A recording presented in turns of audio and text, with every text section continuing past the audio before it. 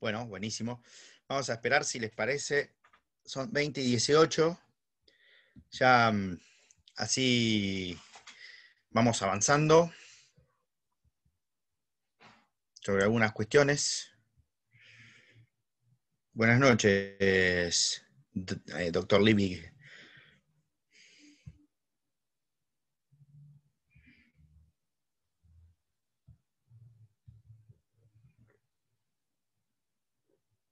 Bueno, buenas noches. Bueno, ¿cómo venimos con comercial? ¿Alguien puede abrir la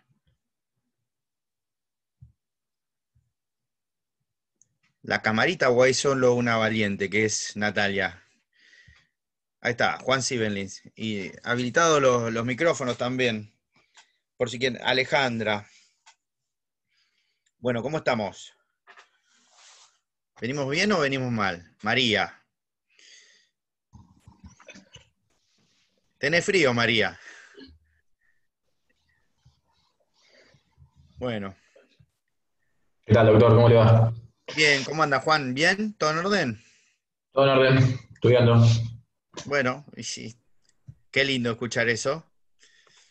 ¿Va rindiendo o no rinde? Porque vieron que uno a medida que lee, lee, lee, y hay veces que parece que no entiende nada, Eso que vamos a eso verlo es, en unos días. eso, y hay veces que lee y es como una esponja, se le queda pegado todo conocimiento, ¿no? Entonces, hay materias que pasa eso y hay otras en que uno no entiende nada, no entiende nada, pero bueno.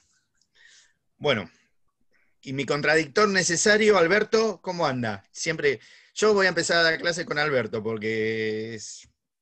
No, como contradictor, a lo sumo. No, se dice contradictor necesario al síndico concursal, porque es el que siempre se contrapone al juez en las cosas. Entonces, Y yo estuve volviendo un por eso, poco en estos días con el tema de la Lex Mercatoria, así que por ahí alguna que otra pregunta le terminé vamos cayendo. todavía. Se la pregunta a la doctora Marín, o a la doctora Lupín, o a la doctora González, que ellas están estudiando mucho y saben mucho. Bueno, si les parece, vamos avanzando. Y por ahí hoy sí vamos a tener que hablar algo. Cada vez somos menos, lo cual puede ser bueno, puede ser malo, no sé. Tenemos que avanzar. Hoy vamos a hablar un poquito de estatuto, ¿sí? De estatuto, iba a decir estatuto concursal, pero no, estatuto comercial, principalmente en el tema de libros, porque es quizás una de las grandes modificaciones que ha tenido. Explicar un poquito en qué consisten los libros, cómo se estructuran, y si vieron alguna vez los que no vieron contabilidad. Para los que vimos contabilidad, no hay problema, doctora. Para los que vieron contabilidad, por ahí es muy simple, pero para los que no vieron, por ahí puede significar algo muy complejo, y sin embargo, la prueba contable es una prueba que es muy útil en los procesos. Ustedes van a ser abogados y en la mayoría de los procesos puede ser utilizada. Entonces, hoy vamos a hablar un poquito de eso. Y también quiero empezar a hablar un poquito de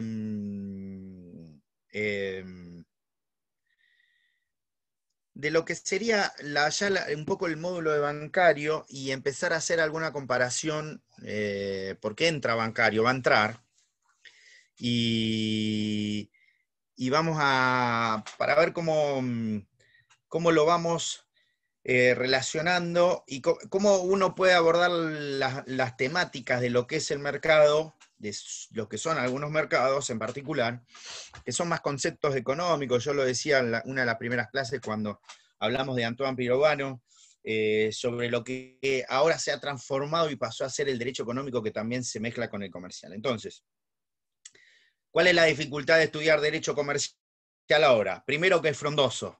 Todos los temas no están relacionados entre sí, porque se estudian por efectos de la lex mercatoria. La lex mercatoria se fue especializando, y así aparece una lex mercatoria especial para el mercado bancario, otra para el mercado asegurador, otra para el mercado de transporte, otra para el mercado bursátil, y así sucesivamente.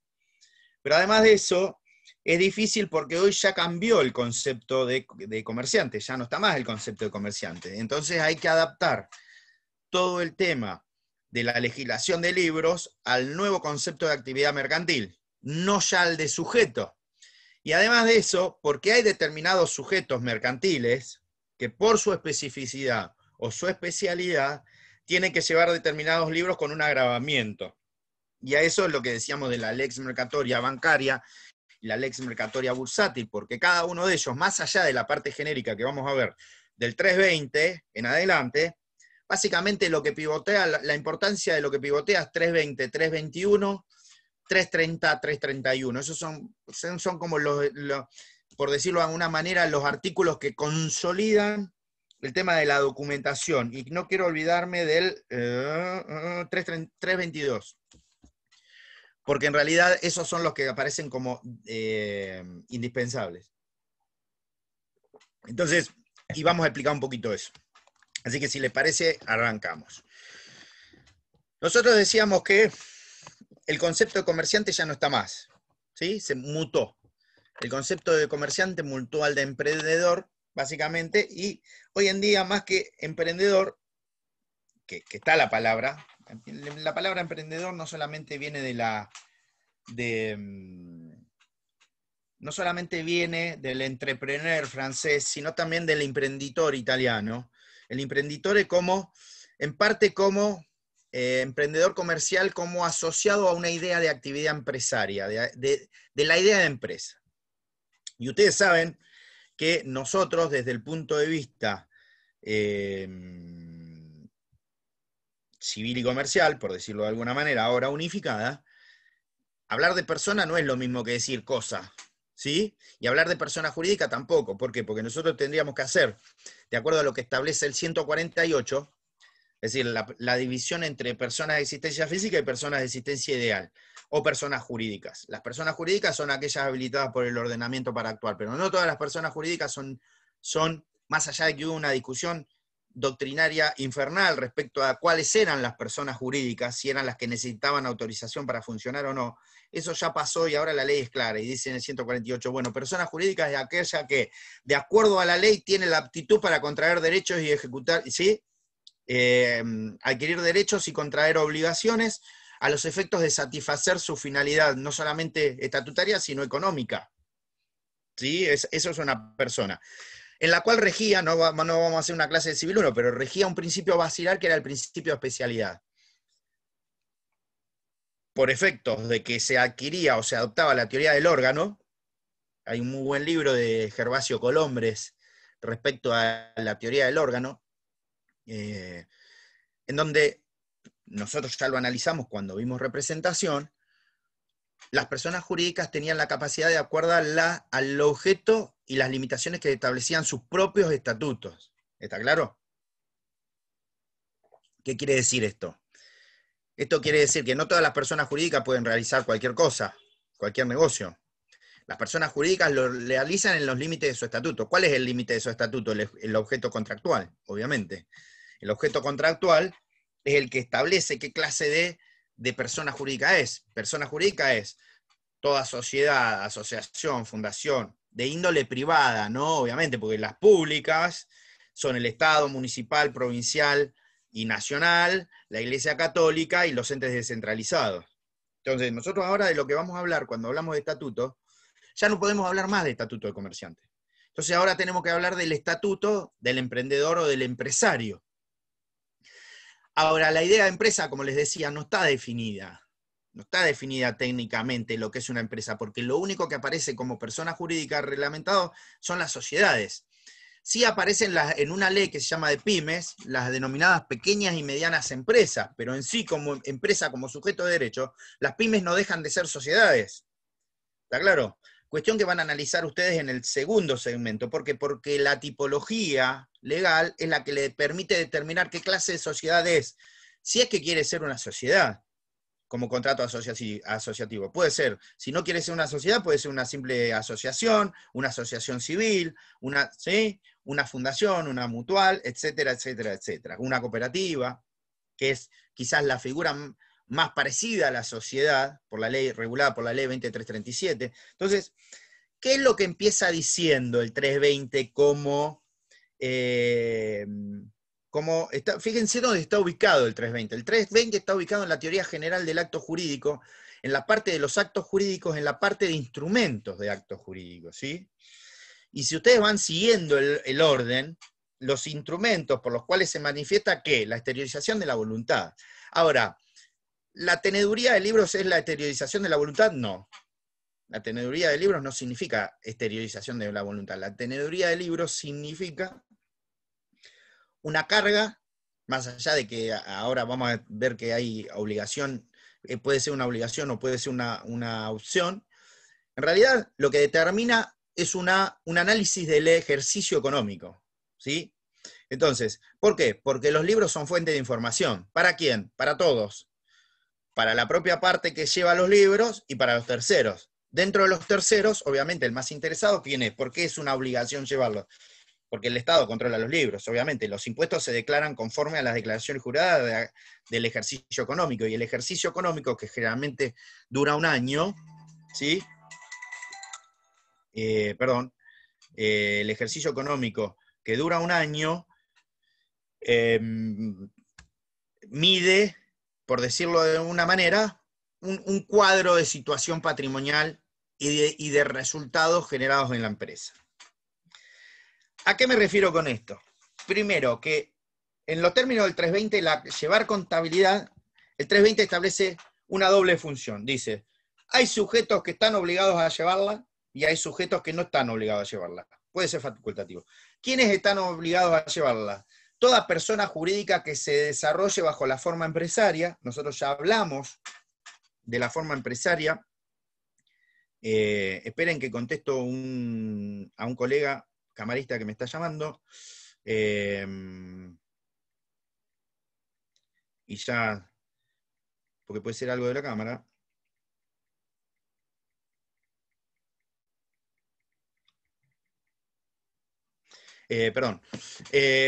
Establece primero la obligatoriedad de llevar libros para determinados sujetos, ¿sí? Que son quienes, las personas jurídicas que desempeñen alguna actividad comercial. Todas las personas jurídicas que desempeñen alguna actividad comercial. Pero también es facultativa, porque la ley dice, estos la deben llegar obligatoriamente, pero también el sujeto, persona física que quiera llevar libros, si se inscribe en el Registro Público de Comercio y lleva los libros que establece la ley que hay que llevar, que es facultativamente puede llevarla. ¿Está claro? Es decir, hay sujetos que están obligados, es decir, la teneduría obligatoria del libro. ¿Quiénes? Todas las personas jurídicas que desempeñan actividad en comercial. Casi todas las actividades, todas las personas jurídicas tienen que llevar libro. Ahora, hay algunas formas empresarias que por su insignificancia económica, por ejemplo, un sujeto, cualquiera de nosotros, quizás hay algún colega que ejerza la actividad comercial, pero supongamos que ninguno de nosotros la ejerce. Yo, por ejemplo, ¿para qué quiero llevar libros? ¿Para qué le resulta importante al Estado que yo lleve libros? No. ¿Por qué? Porque no puedo llevar ninguna actividad comercial, con lo cual no tengo obligación de llevar libros. Alguien que tiene un kiosco, que tiene una actividad comercial, ¿tiene que llevar libros? Y no necesariamente, porque quizás la insignificancia no tenga relatividad. ¿Por qué? Porque no es una persona jurídica. ¿Está claro? Es una persona física. Ahora bien, y si yo me dedico a la actividad agropecuaria siempre fue una actividad cuestionada. ¿Por qué? Porque estaba excluida en el viejo Código de Comercio, en el derogado Código de Comercio, estaba excluida como las operaciones, estaba excluida como actividad comercial en sí misma, ¿sí? Pero ahí la doctrina decía, no, espere, si usted tiene una empresa que se dedica a hacer feedlots, a hacer pools de siembra, que, por ejemplo, la empresa de los Grobocopatel, ¿a usted le parece que los Grobocopatel son una entidad que no debería llevar libros? No, es una entidad, una empresa agropecuaria, un grupo de empresas agropecuarias que se dedica a la explotación agropecuaria y determinados contratos que necesita llevar libros. Ahora, yo soy chacarero, tengo 100 hectáreas, 200, vivo de las 200 hectáreas con mi familia, ¿le parece que tengo que llevar libros? Y no, la ley no lo obliga. ¿Se dan cuenta? Entonces, lo primero es, ¿qué sujetos tienen que llevar las personas jurídicas que desarrollan actividad empresarial? ¿Y cuál era la idea de empresa? Y la idea de empresa está asociada no necesariamente a las sociedades. La idea de empresa está asociada a esto que dijimos nosotros, de que la empresa era una organización social en donde hay recursos técnicos, económicos y humanos a disposición, puesto todo a disposición de la producción de bienes y servicios para volcarlo al mercado, y de los cuales yo los uso, ¿sí?, no solamente como fuente de vida, sino de lucro. ¿Estamos? Ahí aparece la idea de la empresa. Fíjense que la empresa en sí misma no es un sujeto. Lo que es el sujeto es la sociedad creada. ¿Sí?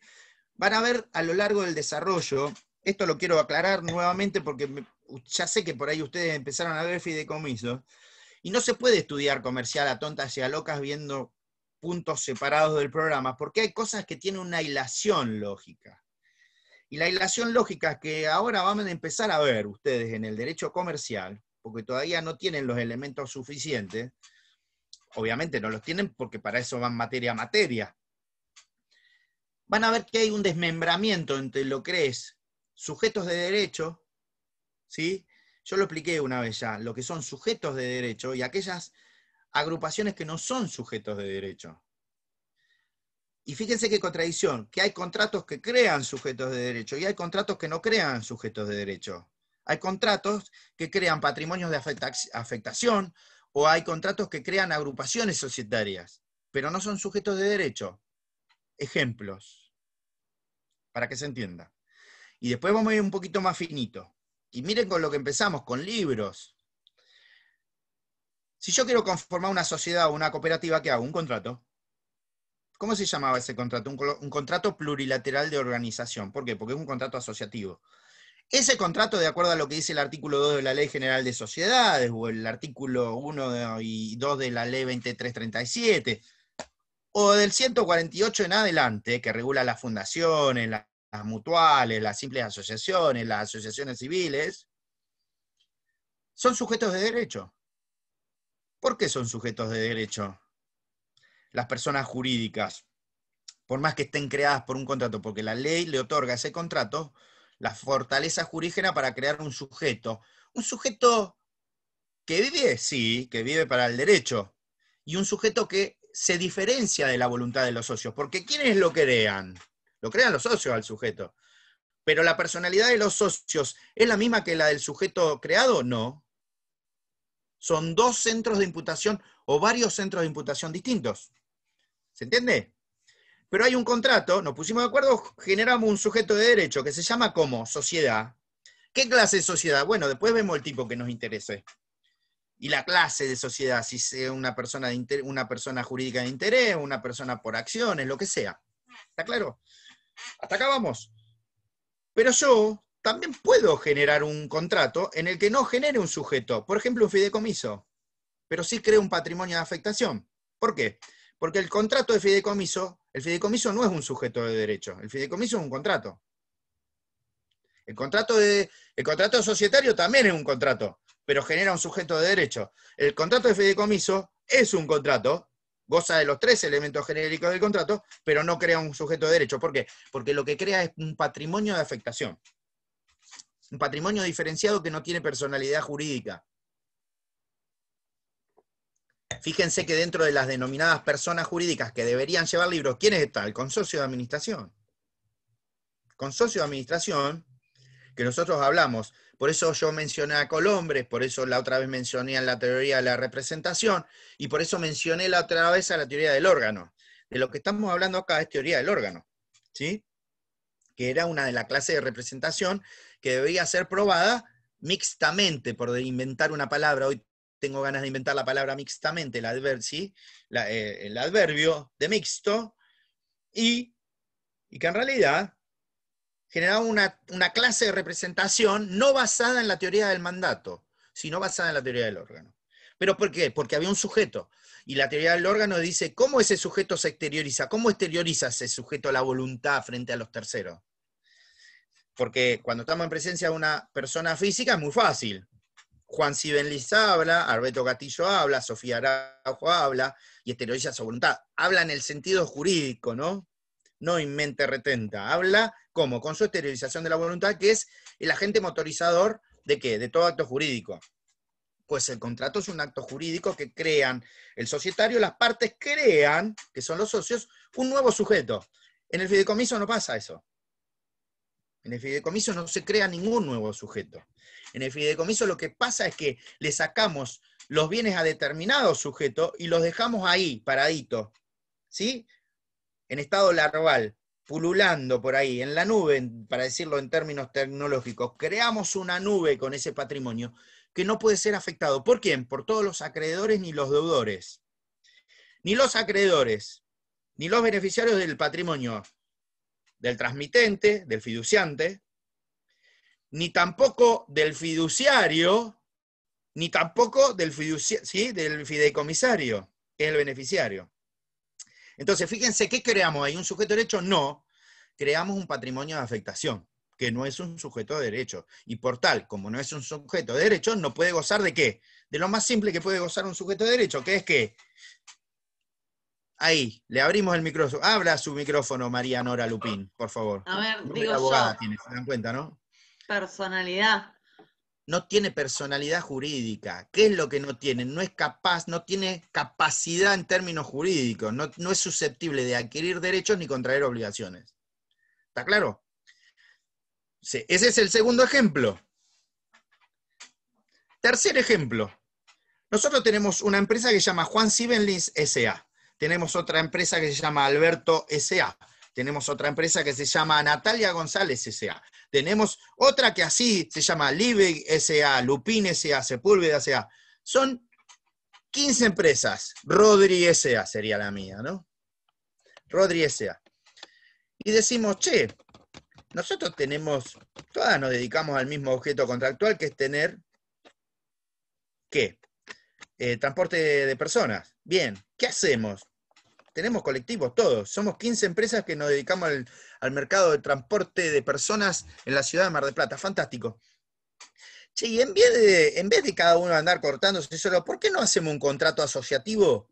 ¿Por qué no hacemos una unión transitoria de empresas? No sé si les va sonando.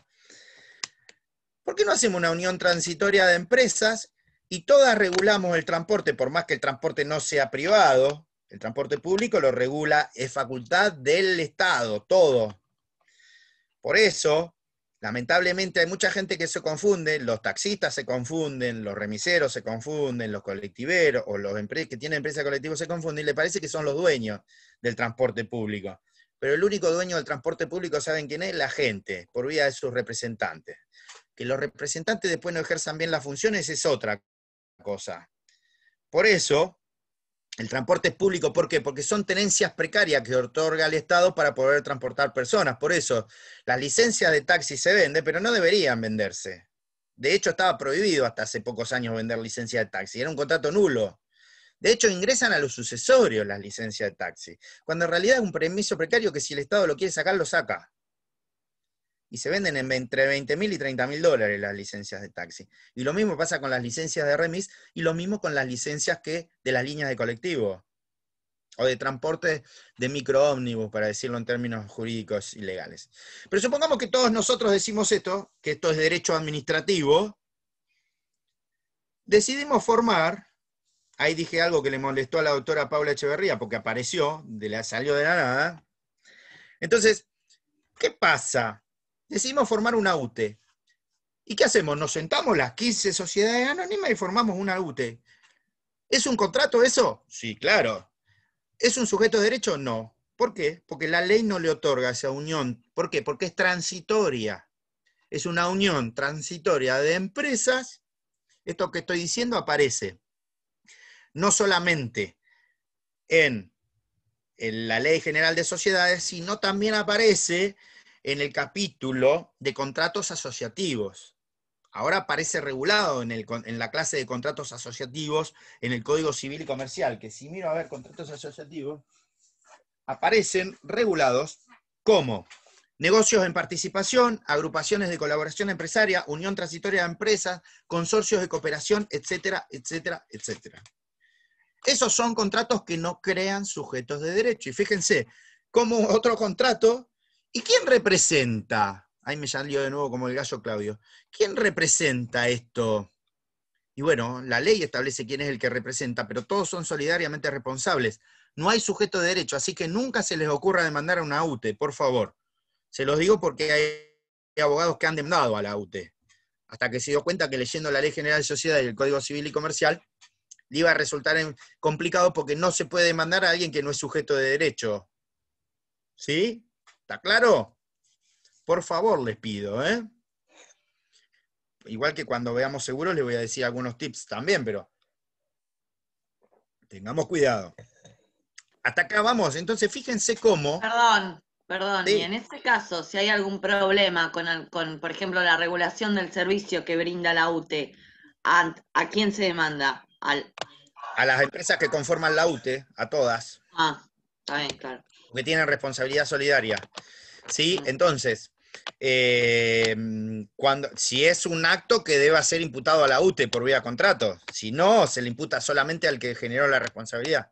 Si es una unión transitoria de empresas, fíjense que cuando hay un accidente en tránsito de una empresa de colectivo, no se demanda a la UTE, se demanda a la empresa de colectivo que fue la que provocó, ¿sí? ¿Por qué? Porque es en ocasión del transporte, pero no es con ocasión del contrato de transporte de UTE, porque eso regula otra cosa. Igual que las agrupaciones de colaboración o la sindicación de empresas y todas esas cosas. Entonces, fíjense cómo les estoy queriendo significar que cuando empezamos a analizar, acá vamos a hacer algo, en el derecho comercial empezamos a hacer algo por lo cual se caracteriza al ser humano, que es tener razonamiento abstracto, ¿sí? Eso es lo que nos diferencia de los animales, que nosotros podemos tener razonamiento abstracto.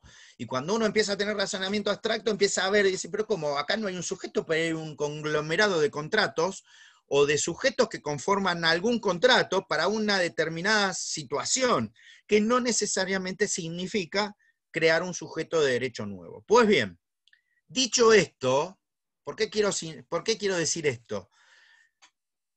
Porque después vamos a empezar a complejizar un poquito más, y ahora vemos esta situación. Pero en sociedades y quiebras, después van a ver cómo determinados sujetos de derecho, ¿sí?, que son sujetos de derecho, no pueden ser sujetos concursales. Yo esto creo que ya se los dije, por el artículo 2 de la ley 24.522. ¿Sí? 24.522 de concursos y quiebra. El artículo 2 dice cuáles pueden ser los sujetos concursables. Y van a ver ahí, ¿y por qué se lo digo ahora? Porque cuando veamos el módulo de bancario, quizás hoy empezamos con un poquito de módulo de bancario, vamos a ver que el módulo de bancario, los bancos son entidades financieras, ¿sí? De acuerdo al artículo 1 de la ley 21.526, que es la ley de entidades financieras, de la cual se recomienda su lectura porque es muy larga. Pero más allá de eso, porque es la ley que regula la actividad financiera.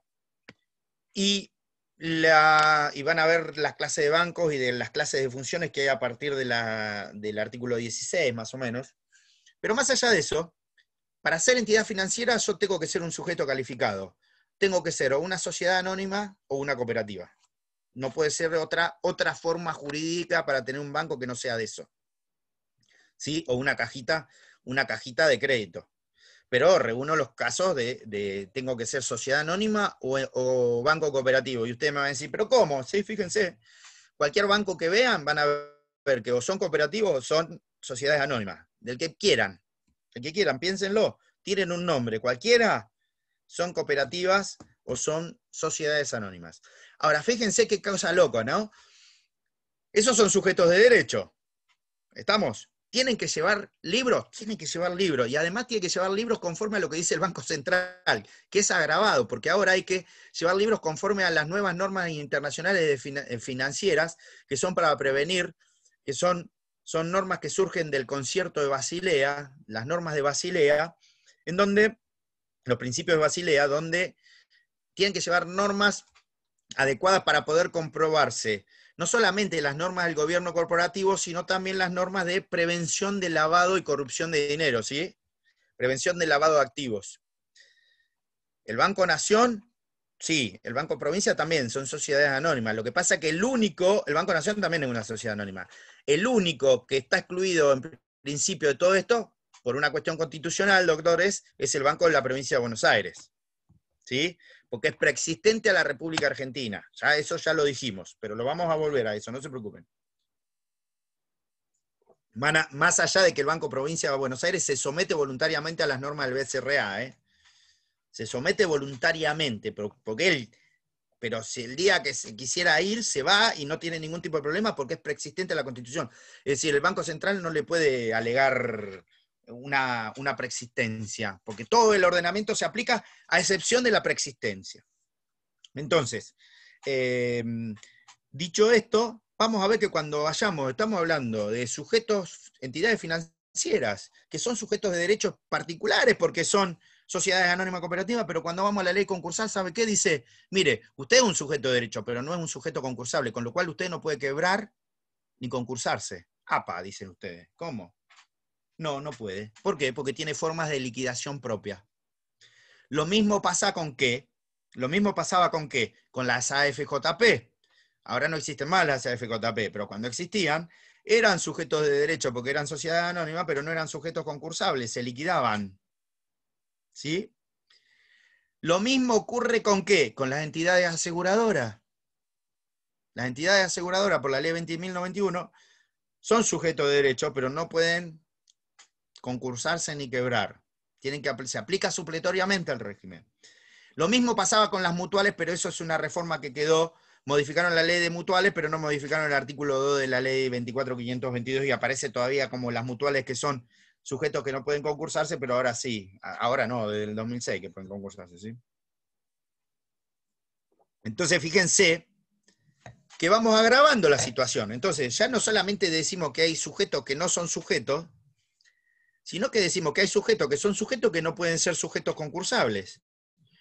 Pero más allá, para meterle un poquito más de pizca, tenemos dos situaciones más en la ley concursal, de situaciones que no son sujetos de derecho, pero sí pueden ser sujetos concursables. ¡Apa! Dice, ya está, listo. Martes 29 de septiembre, día del ñoqui, yo preparándome unos ñoqui tremendo, va mi señora preparando unos ñoqui riquísimos, y este Nabón hablando de sujetos que no son sujetos, pero sí son sujetos, parece psicológico, ¿no? De todos modos, esto ya lo hemos hablado varias veces. Bueno, lo de Juega Boca, olvídate. Yo soy de Racing, creo que deberías haber entendido que esta materia la aprobaban solamente los racinguistas. Discúlpenme, pero no sé quién fue el otro día que 2-0 ganó Racing el miércoles pasado. No estaba dando contratos. Así que bueno, lo de Boca no es interesante, salvo para el que sea de Boca, obviamente. ¿Sí? Entonces, y estoy hablando de dos situaciones muy particulares que las van a ver. Una, cuando vayan al Civil 5, al derecho de sucesiones y familia, y otra cuando vayan al derecho internacional privado, que son estas. Una, la sucesión, el patrimonio del causante. El patrimonio del causante, la sucesión, no es un sujeto de derecho. Esto, ahora sí necesitaría el contrapunto de Alberto, que es el que me contrapuntea siempre en la idea de empresa, para entender cómo el derecho comercial se entrelaza con el derecho económico. Y hay un principio en la ley tributaria, en la 11.683, que se llama principio de realidad económica, ¿sí? El principio de realidad económica es por el que uno paga, tributa. Por más que yo sea una sociedad de hecho, si yo ejerzo actividad mercantil, tengo que tributar por el principio de realidad económica, no porque sea sujeto. ¿Sí? Voy a ser sujeto igual, pero, ¿se entiende? Tengo que tributar. El patrimonio del fallecido no es un sujeto de derecho. ¿Por qué? Porque la ley establece, ¿ustedes ya vieron familia? No. ¿Ya vieron sucesiones? Ahí, Natalia, no. Natalia, obvio. Sí, en eso. Bueno, están en eso. Pero veo cuál es el principio de sucesiones. Que los herederos continúan la persona del causante. Pero ojo, a los efectos de la representación, y toman posesión de los bienes, a los efectos de la representación. ¿Por qué? Porque desde la muerte del causante hasta la adjudicación de los bienes se produce algo que se llama estado de indivisión poscomunitaria. ¿Sí? Estado de indivisión forzosa. Y ese estado de indivisión forzosa solamente termina, dice la ley, cuando se hace la partición de los bienes y se adjudica a cada uno de los herederos los bienes. En ese estado, fíjense que se produce un hueco en la ley, parece que estuviésemos hablando de Stranger Things, ¿no? Estamos hablando de Stranger Things, se produce un hueco entre la persona del el causante cuando estaba vivo, que era el patrimonio era de él. Se muere. La ley dice, ojo, los herederos continúan, pero ojo, hay que determinar ese estado de validación mientras dure el estado de indivisión hereditaria o indivisión forzosa hereditaria. Eso, ese lapso, que podríamos significar con esta visual de la medida, ¿qué significa? Que entre la vida del causante, entre cuando el patrimonio en vida del causante, muerte, y la adjudicación, ahí hay un intersticio legal, que el patrimonio del causante no es sujeto de derecho, pero puede concursarse, si los herederos están de acuerdo. Artículo 2 y 6 de la Ley de Concursos y Quiebras. Con lo cual, puede ser sujeto de derecho un patrimonio sin ser sujeto de derecho. Perdón, puede ser sujeto concursable un patrimonio sin ser sujeto de derecho. ¿Se dan cuenta? María, Lupín, tenés cara de... ¿Estamos? Al resto no le veo la cara, pero... ¿Qué artículos son de la ley? 2 y 6 de la Ley de Concurso y Quiebra, 24.522. Entonces, fíjense cómo vamos. Contrato que forma sujeto de derecho, contrato que no forma sujeto de derecho, ¿sí? Contrato que genera patrimonio de afectación, sujeto de derecho que no puede ser sujeto concursable, patrimonio que no es sujeto de derecho, pero que puede ser sujeto concursable. ¿Se dan cuenta de la complejidad que estamos asumiendo, no? ¿Se van dando cuenta? Entonces, a eso se dedica el derecho mercantil, a todo ese estudio, en esta parte de los sujetos. ¿Y por qué pasa eso? Porque como las herencias se aceptan con beneficio de inventario, ese patrimonio que deja patrimonio, también sobre ese patrimonio se agreden las deudas que dejó el causante. Entonces, lo único que va a llegar a la partición va a ser el activo menos el pasivo. ¿Está claro? A eso quiero llegar. Pero también tenemos otra situación, que van a ver cuando vayan a Derecho Internacional Privado y vean sucesiones en materia de Derecho Internacional Privados o de puntos de conexión del Derecho Internacional Privado, cuando vean la unidad o pluralidad de sucesiones y la unidad y pluralidad de bienes, van a ver que los bienes del deudor no domiciliado en la República también pueden concursarse. Es decir, Vitete Sellanes, ¿sí? El del Banco Río. ¿Se acuerdan? El robo del siglo. Vitete era uruguayo, es uruguayo, por eso está extraditado y no puede volver a entrar a la República Argentina, de por vida, por una ley. ¿Sí? Pero imaginémonos que hubiese dejado un bien acá. Vitete es un uruguayo que vive en Uruguay, que tiene bienes en la República. Se podría concursar lo que establece el artículo 2, dice que los bienes del deudor no domiciliados, los bienes del deudor extranjero que tengan la República pueden concursarse. Y yo pregunto, ¿qué se concursa? ¿El deudor o los bienes? No, los bienes. Pero los bienes no son sujetos de derecho, no. Segunda situación en donde puede ser sujeto concursable algo que no es sujeto, una cosa que no es sujeto de derecho. ¿Por qué? Porque son bienes. Entonces, ¿qué hago? Hago el concurso de un bien. ¿Se van dando cuenta? Lo mismo pasa con la sucesión. Bueno, eso es lo lindo que tiene el derecho. Y ustedes me van a decir, ¿por qué estudié derecho y no farmacia, no? O cualquier otro tema. Y bueno, por ahí es un poquito más complejo que esto todavía. Así que, o contabilidad, por ejemplo. Por ahí también es un poquito más complejo. Entonces, ¿qué voy significando? Que en el derecho mercantil,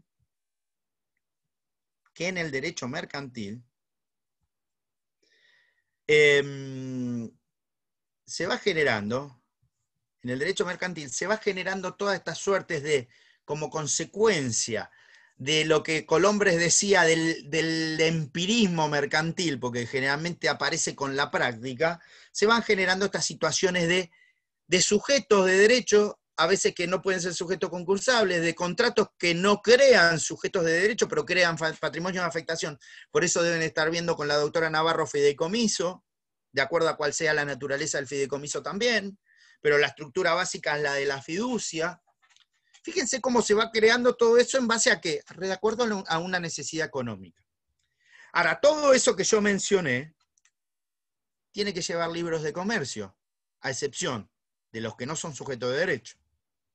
¿Está claro? Los bancos tienen que llevar libros, los los sujetos que conforman los libros de los contratos de fideicomiso deberían llevar libros, las personas jurídicas deberían llevar libros. Entonces, ¿qué es lo que establece la norma? La norma en el 320 establece dos clases en materia de libros, de dos clases de postulados. La obligatoriedad para determinados sujetos y la facultad o la prerrogativa para otros sujetos. Es decir, que tenemos dos sujetos.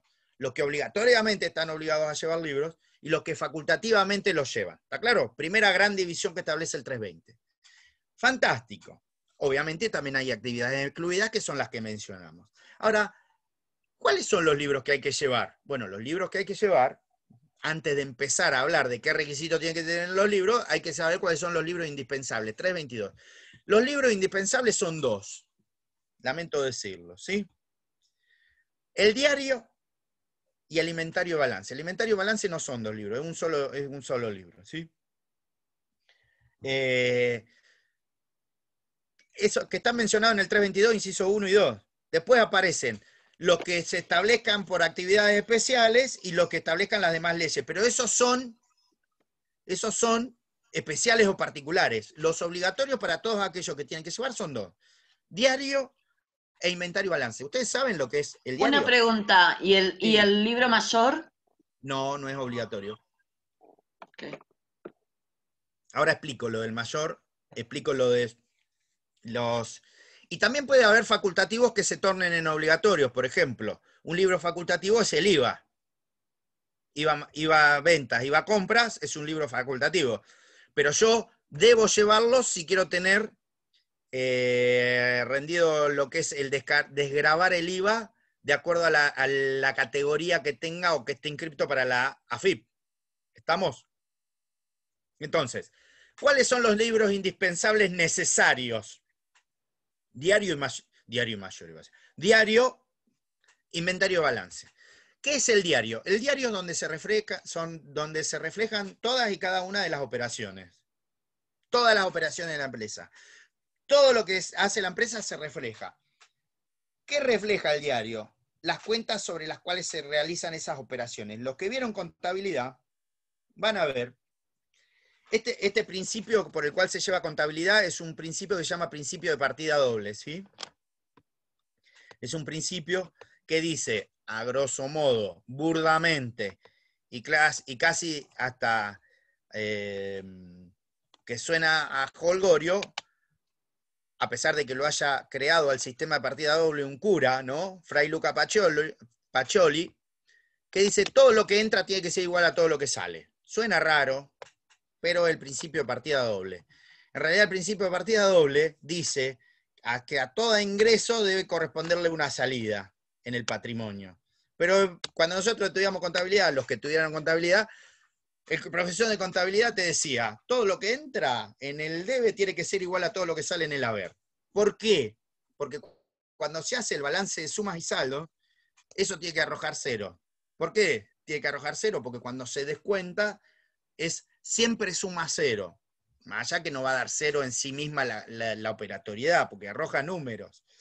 Yo si algún día, si quieren, les paso un balance viejo del Colegio de Magistrados para que ustedes vean cómo se lleva y lo que es. Se los paso tengo que pedir autorización al presidente y se los paso. Pero si no, en el diario se refleja eso. ¿Y qué refleja el diario? En el diario se refleja la operación que entra y la operación que sale. ¿Vieron alguna vez un asiento del diario ustedes? ¿Saben lo que tuvieron contabilidad? El asiento del diario es un asiento que dice, en el colegio, claro, exacto, o en la facultad. Un asiento contable es reflejar lo que me dice la documentación, ¿sí? Lo que dice la documentación, lo vuelco a los estados contables. Entonces, supongamos que yo me dedico a la venta, ¿sí? María Nora Lupín, sí, ahí estás, caja venta, por ejemplo. Me dedico a la venta de saumerios en el kiosco, ¿no?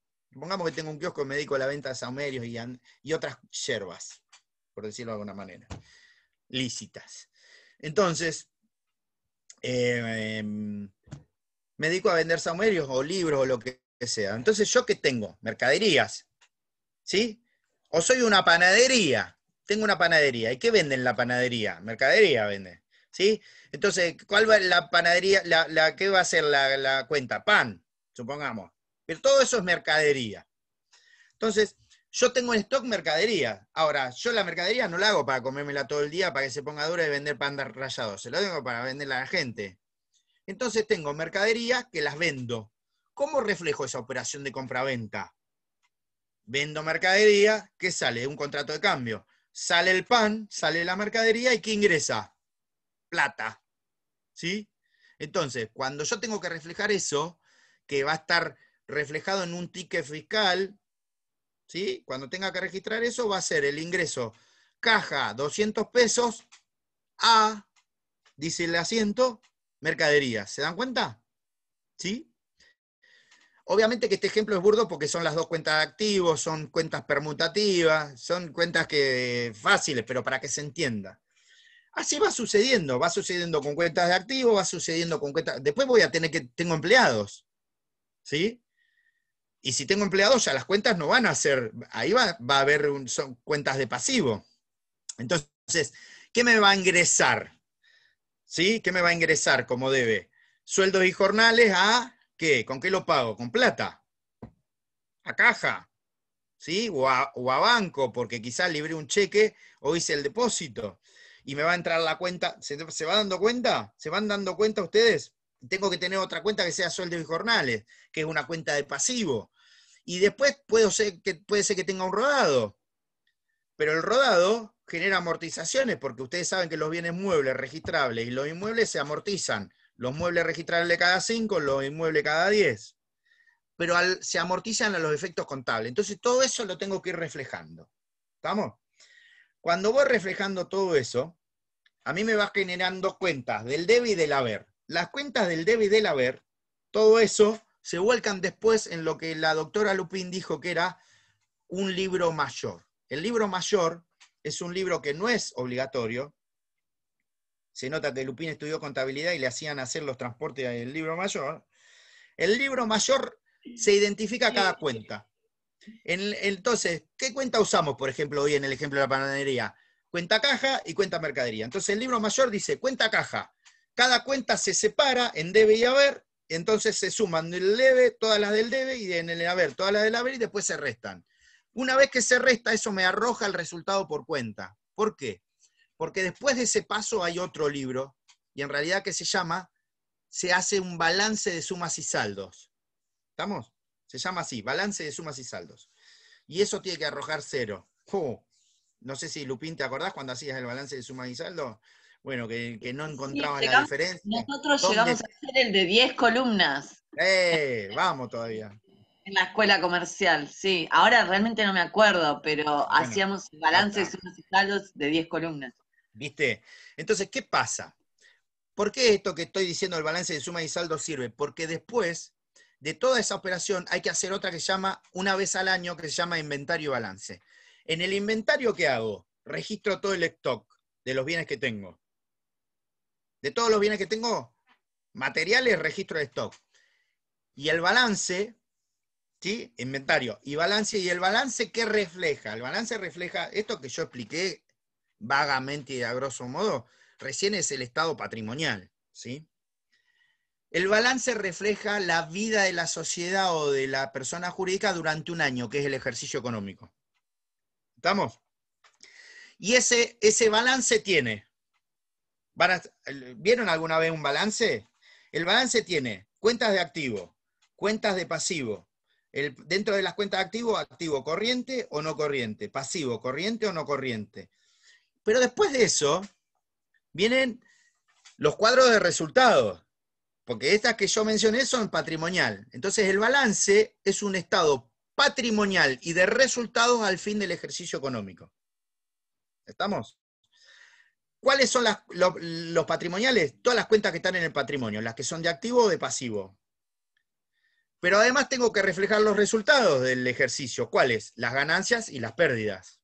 ¿Estamos? Entonces, tengo un cuadro de estado patrimonial, activo-pasivo, y tengo otro cuadro de resultados. Y para finalizar todo eso, más allá de que hay anexos a los estados contables y notas explicativas, puede haber cuentas de orden de bienes que no sean del empresario, Después de todo eso aparece algo que se llama patrimonio neto.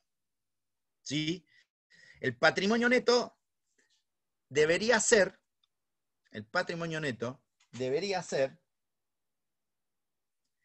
una situación que a fin del ejercicio a mí me dice cómo estoy. ¿Estamos? Todo esto se refiere, todo esto que estamos explicando, que son los libros, que son indispensables. ¿Se acuerdan cuando en una clase tuvimos una vez y dijimos que todo esto era en base a una ecuación contable, que era la ecuación contable básica? ¿Se acuerdan de eso? ¿Cuál era la ecuación contable básica? Activo menos pasivo igual a patrimonio neto. Bueno, el balance está para aclarar todo eso. El balance es el desenlace de todo eso. ¿Por qué? Porque nosotros dijimos que el activo, ahora ponen A menos P igual a patrimonio PN. Como en términos matemáticos los negativos no sirven, ¿qué hago? Paso el término negativo para el otro lado pasando el igual, ¿no? Entonces le cambio de polaridad, por decirlo de alguna manera. Cuando le cambio, saco el pasivo, le cambio de polaridad, yo tengo que hacer que el activo es igual al pasivo más el patrimonio neto.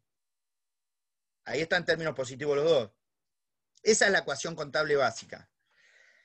Si ustedes reflejan o grafican en un cuadrado, ¿se acuerdan que se los dije? Lo parten al medio en vertical al cuadrado. El cuadrado, el rectángulo que les queda a la izquierda, si ustedes están viendo la hoja, el que le queda a la izquierda, le tienen que poner activo.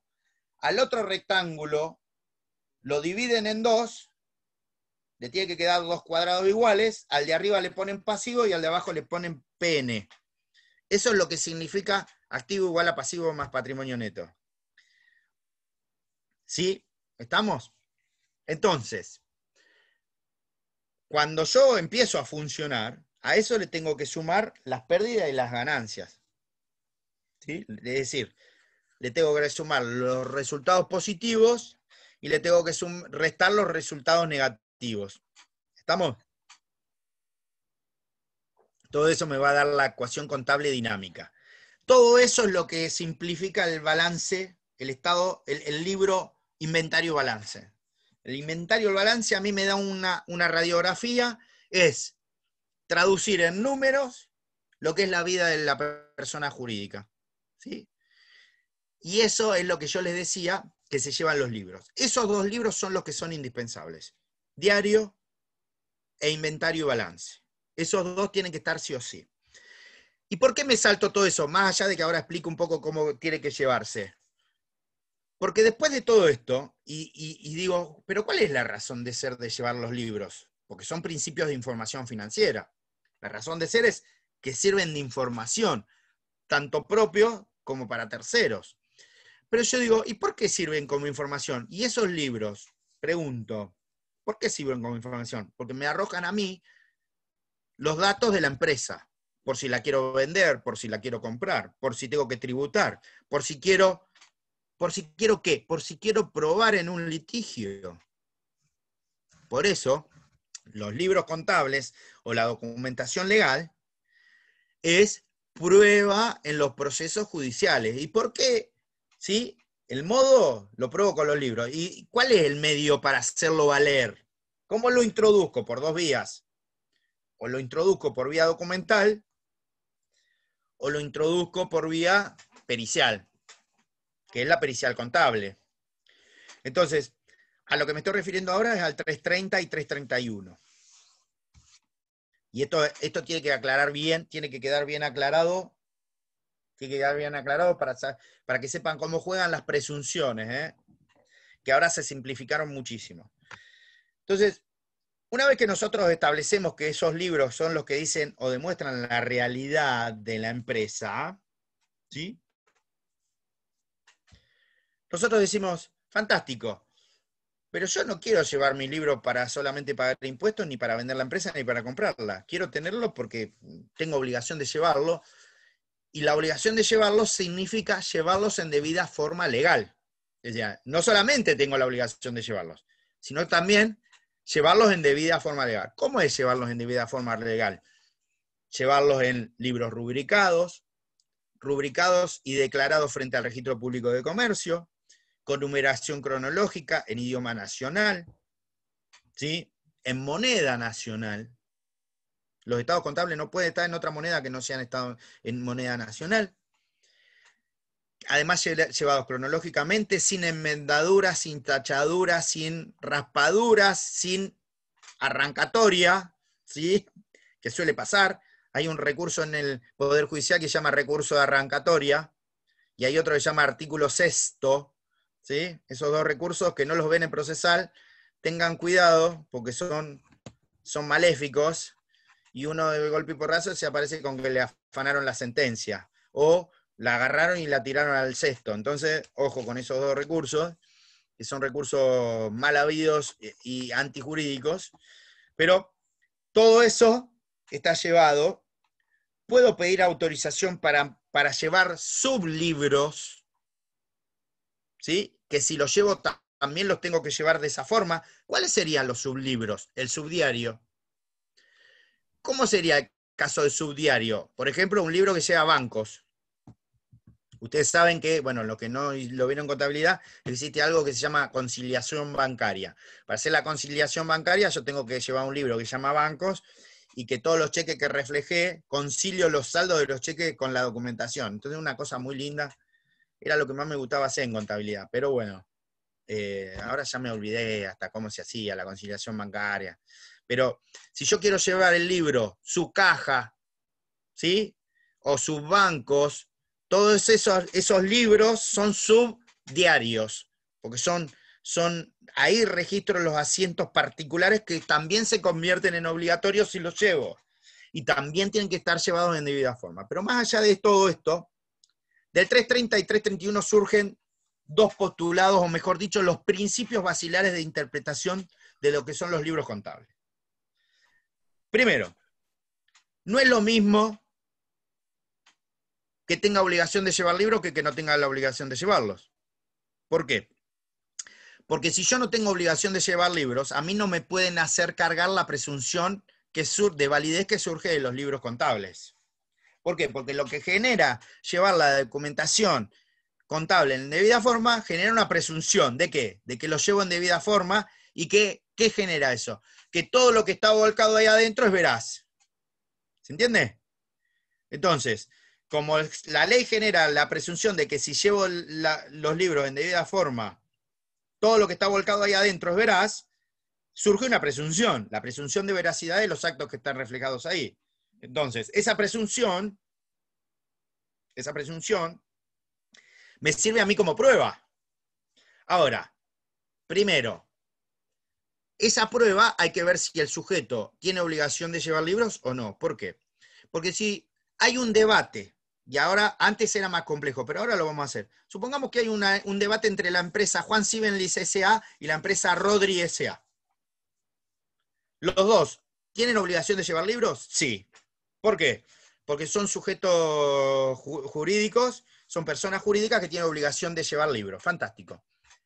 Hay un pleito entre Juan Siebenlis S.A. y Rodri S.A.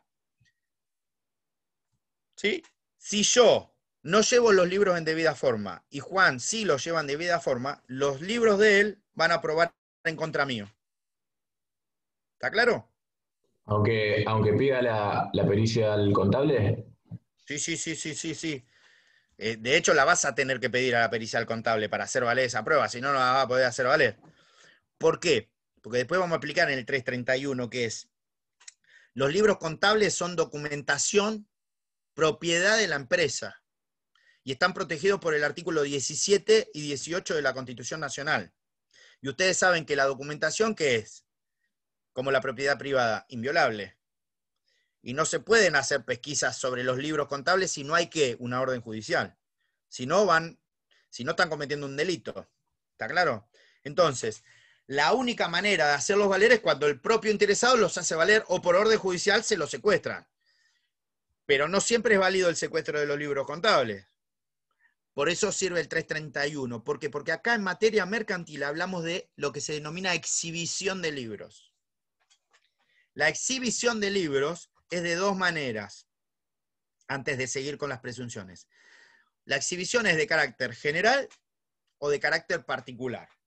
La regla, y esto se lo anotan, es que solo existe como regla la exhibición particular.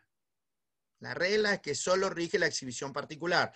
No se puede pedir los libros y analizar todos los libros, ¿por qué? Porque ahí hay información sensible. ¿Sí?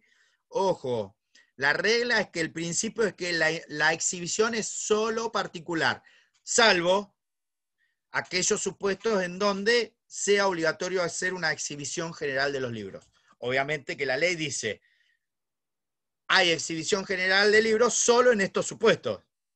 Con lo cual, por eso la exhibición general es la excepcionalidad. ¿Por qué? Porque los procesos en donde solo se pueden ver, se pueden exhibir generalmente los libros son concurso de quiebra, sucesiones. Fíjense el 331. Vayan al 331. Si ustedes ven el 331 dice, la exhibición general de registros o libros contables solo puede decretarse a instancia de parte en los juicios de sucesión, todo tipo de comunión, que sería ¿cuál? Todo tipo de contrato asociativo, porque se está dividiendo, hay condominio, comunión de cosas civiles comunes, contrato asociativo o sociedad de parte, ¿sí? O sociedad, administración de cuenta ajena y en caso de liquidación, concurso o quiebra. Con lo cual, son 4 supuestos. ¿Sí? Esa es la excepcionalidad, porque la regla está prevista en el primer párrafo del 331 que dice, miren cómo empieza, excepto los supuestos previstos en leyes especiales, ninguna autoridad bajo pretexto alguno puede hacer pesquisas de oficio. ¿Qué significa esto? Que los jueces no pueden de oficio ir a allanar los libros. Tiene que ser pedido por las partes. ¿Sí? Y en la medida que exista una contienda general, por las partes o por el socio obviamente que puede pedir exhibición de libro, porque forma parte del sujeto de derecho. ¿Se van dando cuenta? Entonces, esto es fundamental. Este 331, por favor, es fundamental, se lo aprenden bien. El principio es que nadie puede de oficio hacer traer los libros, ni embargarlos, no porque no tienen valor económico los libros contables, ¿sí? Salvo lo que pueda salir y comprar en la librería comercial. Pero lo que importa es la información que tiene adentro, y eso es derecho de propiedad.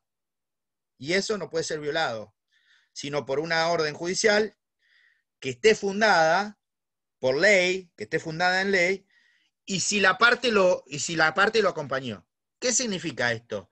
Que supongamos que hay un litigio entre Juan y Rodri, y ellos no ofrecieron los libros contables, el juez no puede librar una medida para mejor proveer para decir, che, traigan los libros. No se puede. Bajo ningún punto de vista. ¿Por qué? Porque está prohibido. ¿Sí? Pero supongamos con el ejemplo. En el ejemplo, Juan lleva los libros en forma, Rodrigo no. Volvemos a las presunciones. Los libros de Juan prueban en contra de los míos. ¿Por qué? Porque los dos tenemos que llevar obligatoriamente contabilidad, y los dos deberíamos llevarlo en debida forma. Lo que estoy diciendo está en el 330. Pero resulta ser que Juan lo lleva en forma y yo no. ¿Qué hacen? Presunción de validez a favor de quién? De Juan. Pero imaginemos, este era el sujeto en donde los dos éramos sujetos obligados y uno lo llevaba en debida cuenta y el otro no. Pero supongamos que Juan lleva los libros en debida cuenta y Rodri lleva los libros en debida cuenta. Y el sistema de información contable surge distinto para los dos. La ley dice que el juez tiene que excluir el medio de prueba. ¿Sí? Los libros de prueba se excluyen. ¿Por qué? Porque como los dos están llevados en debida forma, no se puede generar presunción de validez para uno o para otro. Lo que estoy diciendo está en el 330, se los insisto. ¿Sí? Lo leen, por favor, ¿eh? Fíjense, ¿cómo lo dice la ley? Lo dice claramente. Cuando resulta prueba contradictoria de los registros de las partes que litigan y unos y otros se hallan con todas las formalidades, ¿sí? Con todas las formalidades necesarias y sin vicio alguno, el juez debe prescindir del medio de prueba. Se excluye el medio de prueba, no sirve. Y tiene que recurrir a otro. ¿Está claro? Pero sigo. Pero ¿qué pasa si yo, obviamente que eso también surge y vale para el que facultativamente lo quiso llevar al libro? Supongamos que Juan tenga obligación de llevar libros. Yo no tengo obligación de llevar libros, pero los llevo, se me aplica la misma presunción. ¿Está claro? Se me aplica la misma presunción porque voluntariamente me sometí al régimen. Ahora, el problema es que pasa si Juan lleva libros en debida forma y yo no tengo obligación. Lleva libros porque tiene obligación en debida forma y yo no tengo por qué llevar libros. No se me puede aplicar la presunción. No se me puede aplicar la presunción y lo único que sirve es como principio de prueba por escrito. ¿Se dan cuenta? ¿Cuál es la diferencia? ¿La están viendo a la diferencia? La está viendo. Esto pasaba antes cuando eran libros entre comerciantes y no comerciantes. Antes, cuando uno era comerciante y el otro no se le podía aplicar la presunción de no llevar libros en forma al no comerciante. Acá pasa lo mismo. Juan tiene obligación de llevar libros, lo lleva en debida forma. Yo no tengo obligación de llevar libros y no lo llevo. ¿Me pueden aplicar la presunción de que lo que surge de los libros de Juan es válido? No. Se excluye, ¿sí? No sirve. No me pueden aplicar a mí esa presunción porque yo no tengo obligación de llevar libros. Pero sí que pasa. La ley dice, sirve como principio de prueba por escrito. ¿Cuál era el principio de prueba por escrito? ¿Se acuerdan ustedes de Civil 1? ¿No se acuerdan? Vamos. Qué pocos valientes. Y eso que somos 15 nomás. El principio de prueba por escrito era toda emisión emanada de la contraria. ¿Estamos? Toda emisión emanada de la contraria por escrito o de la propia parte en donde surgían algunos elementos para tener por válida o celebrados algunos actos jurídicos. ¿Y por qué? Porque los estados contables tienen que estar reflejados en documentación. Y en realidad, de la documentación es donde va a surgir la prueba, el principio de prueba por escrito. Porque además, cuando analizamos libros, hay otra cosa muy importante, que es el plazo de validez de la documentación, donde la ley dice, ojo muchachos, además de llevar libro contable, tienen que guardar la correspondencia y la documentación que sirve de base a los libros contables. Eso también está en este capítulo. Y algo muy importante que es el plazo de duración, que tiene que ser guardado durante determinada cantidad de tiempo. Lo que estoy diciendo está en el artículo 328. ¿Sí?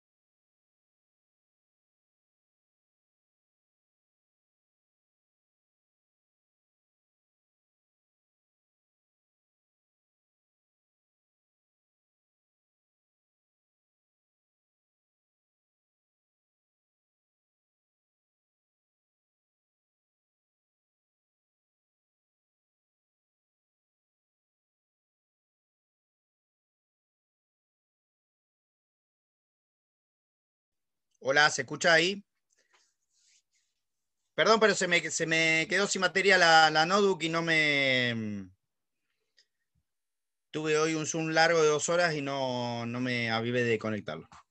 Bueno, insisto, y seguimos.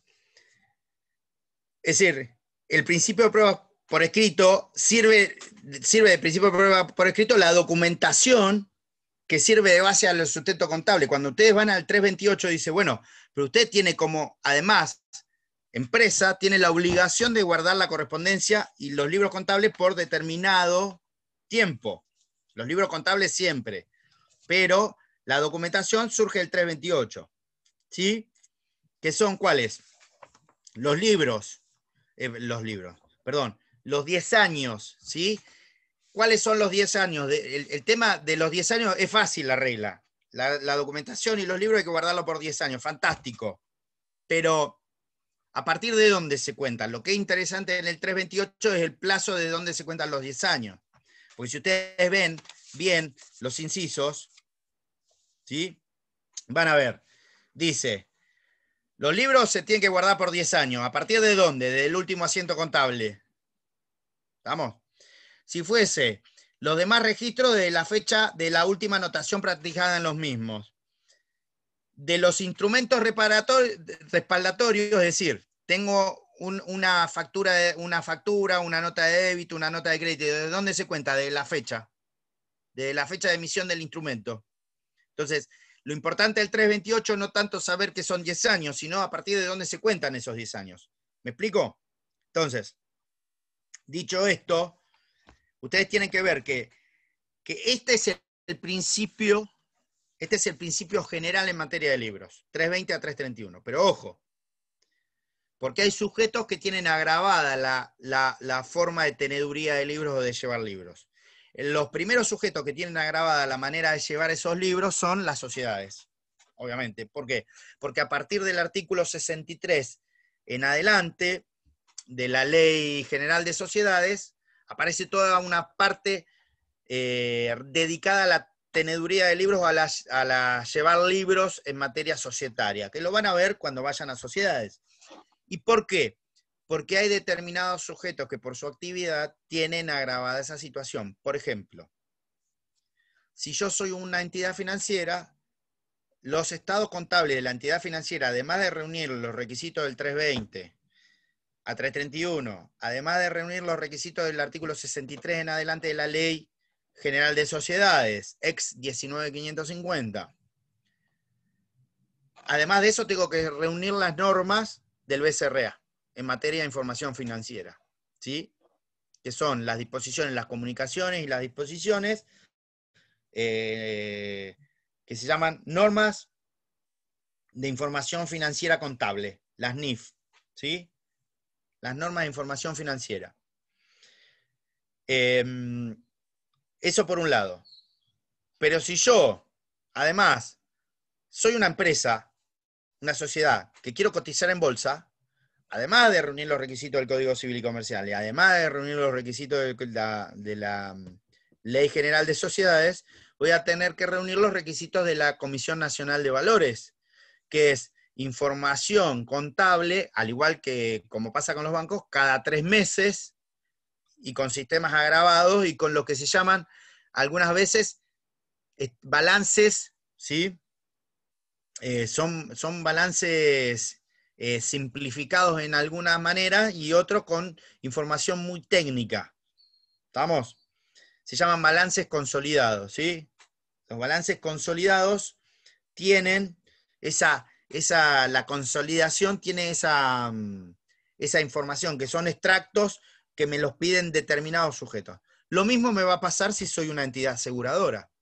Con lo cual, ojo, porque además de reunir esto, yo voy a tener que ver que hay información contable determinada, ¿sí? En particular para los libros. Esto sería lo que en particular sería el estatuto del mercantil, el estatuto mercantil en manera de llevar libros. Sin perjuicio de ¿qué? De que puede haber actividades que tengan que llevar lo que se denominan libros especiales. Por ejemplo, el martillero. Por ejemplo, el corredor. Por ejemplo, el agente de bolsa. Por ejemplo, el despachante de aduana, que tiene que llevar los libros específicos del código aduanero. ¿Sí? Y toda actividad particular que tenga un régimen especial, por ejemplo, las agencias de cambio.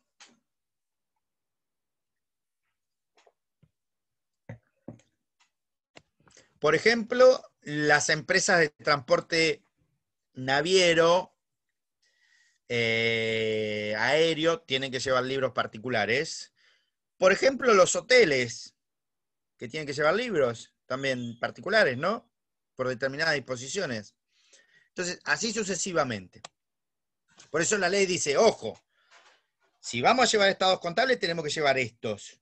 que son libro diario e inventario de balance. Pero además, las leyes pueden exigir otros libros, ¿eh? Ahora, esos otros libros serán auxiliares, serán obligatorios especiales, pero los indispensables son estos dos. Por eso la ley se encarga de aclarar, salvo que la ley diga tal cosa. ¿Estamos? Entonces, fíjense, si ustedes ya vieron agentes auxiliares de comercio, van a ver que el martillero tiene que llevar uno, que el corredor tiene que llevar otro, ¿sí? ¿Y esos quién los pide? Y los piden las leyes especiales, ¿cuál? La ley de martilleros o de corredores y las leyes provinciales que también le dicen que tienen que registrar las operaciones, ¿sí? Lo que se denomina la minuta. La minuta para que en caso de que se niegue la operación aparezca prueba de que se llevó a cabo o que no se llevó a cabo, lo que sea, ¿sí? Una pregunta. Todo esto tiene que tener la rúbrica del contador público, ¿verdad?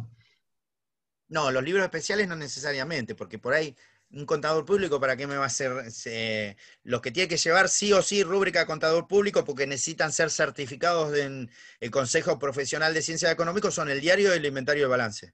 Eso sí. ¿Sí?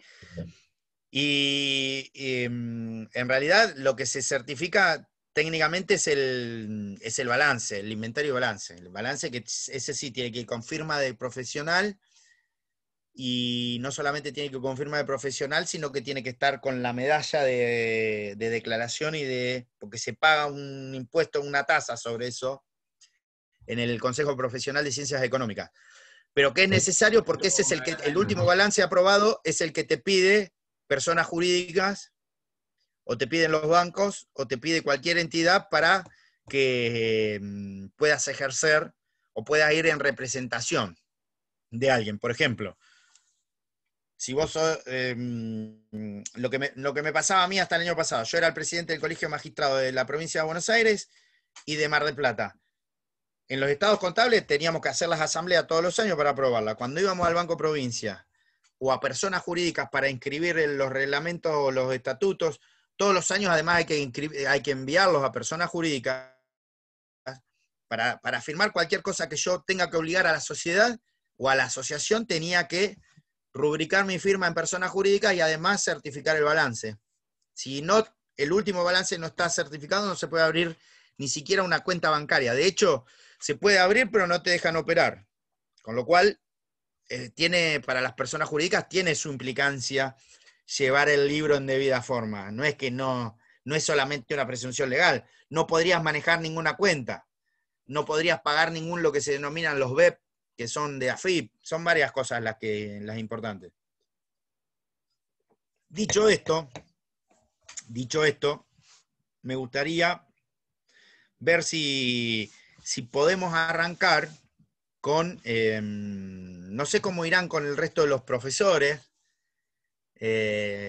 cómo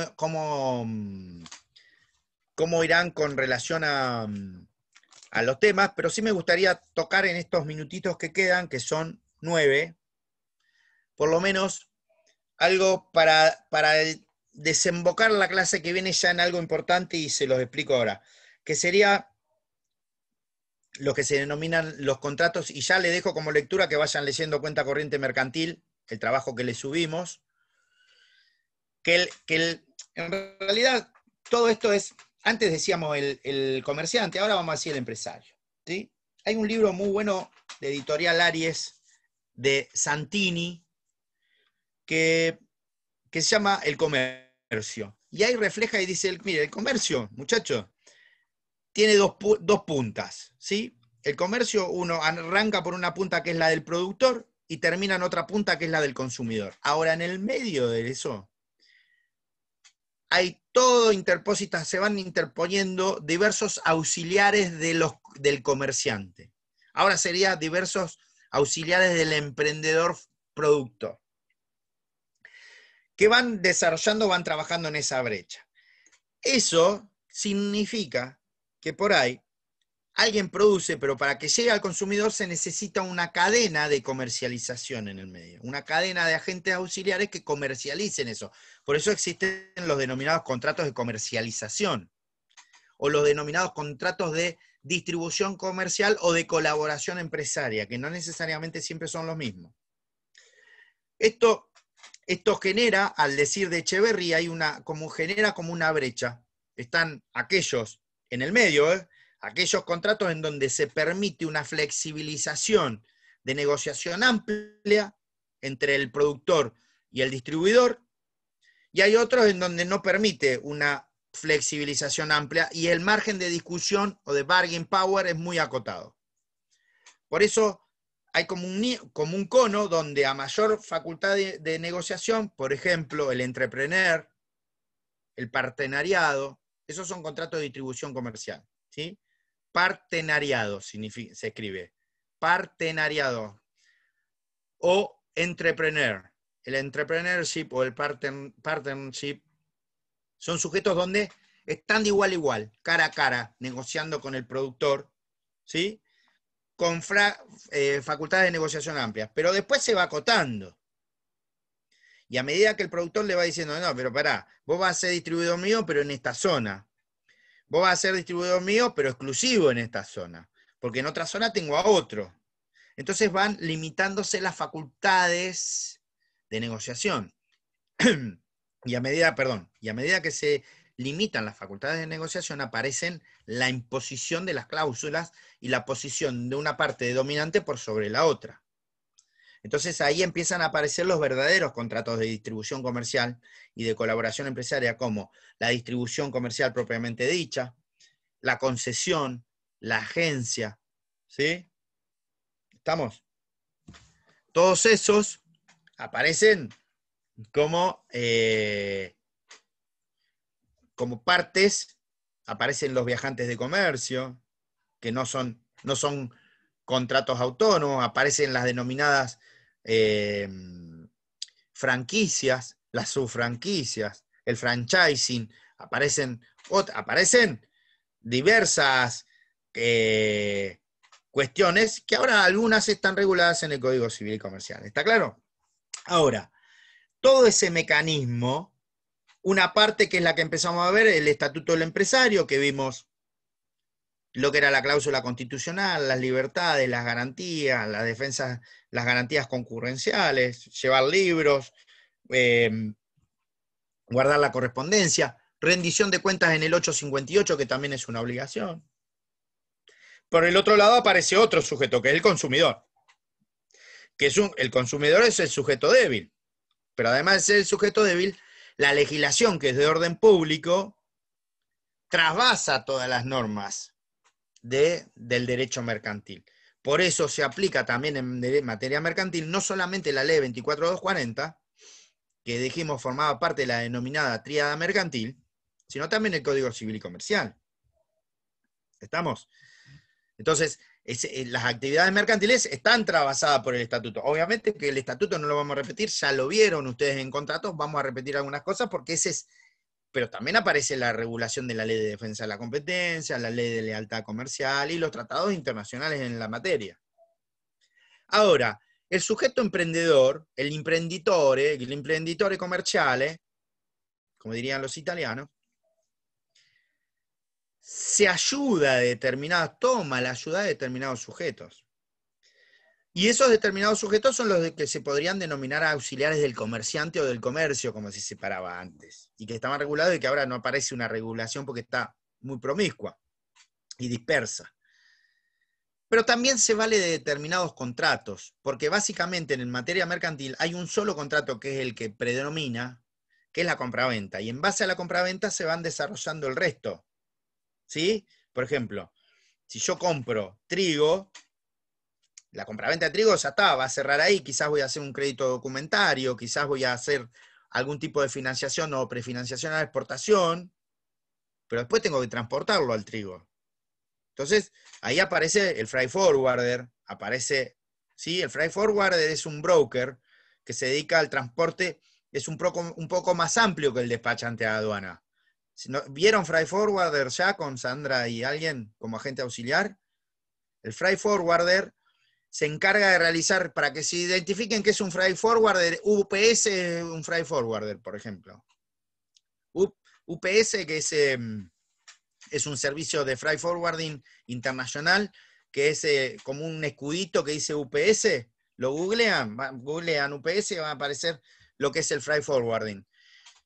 Todos esos sujetos van coadyuvando, pero en realidad también hay contratos, todos coadyuvan en cierto modo a la compraventa, que sería como la matriz del comercio, ¿no? Ahora, dependiendo cómo se realizan esas operaciones, aparecen ciertas operaciones particulares que están vinculadas directamente al comerciante, ahora al empresario, y que eran las denominadas cuentas corrientes, ¿sí? Era muy particular que el comerciante desarrollara su actividad por vía de cuentas corrientes. Entonces, básicamente aparece una gran discusión, que ahora ya desapareció la cuenta corriente mercantil, pero está regulada en el Código Civil y Comercial como cuenta corriente, a partir del 1430. El comerciante o el empresario ahora se autoabastece, o mejor dicho, toma determinadas operaciones o contratos que se llaman en italiano, viene del italiano conto corriente, ¿sí? Compte courant, dirán los franceses, para nosotros cuenta corriente.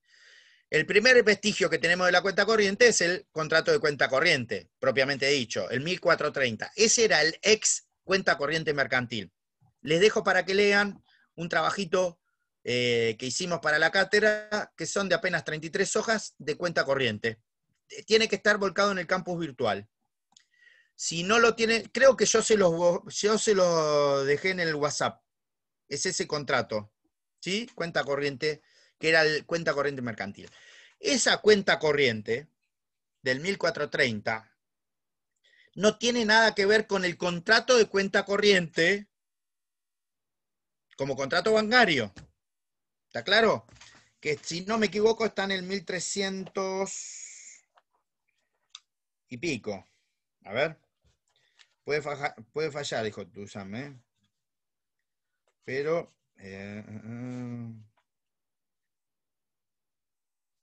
no, está en el 1393. ¿Sí? Ese contrato de cuenta corriente mercantil o contrato de cuenta corriente, propiamente dicho, del 1430 no tiene nada que ver con el 1393. Es un contrato de cuenta corriente distinta. Pero a su vez, estos dos no tienen nada que ver con otros contratos que se denominan cuenta corriente simple o cuenta corriente de gestión. ¿Sí? Hay toda una discusión doctrinaria, no son fáciles estos contratos. Nosotros vamos a empezar a ver la clase que viene, porque ya son y 45. Cuenta corriente mercantil o cuenta corriente 1430, las diferenciaciones con el 1393, pero eso nos va a servir la diferenciación con lo que es la cuenta corriente simple de gestión. Lean el trabajito porque cuanto más fácil lo lean, vamos a pasar rápido, así empezamos ya con el módulo de bancario, porque todo esto se relaciona con bancario. Si les parece, nos vemos la semana que viene. Hasta luego. Nos vemos. Profe, gracias. Ah, no, por favor, buenas noches. Hasta luego, profe, gracias. No, de nada a ustedes. Chao, chao.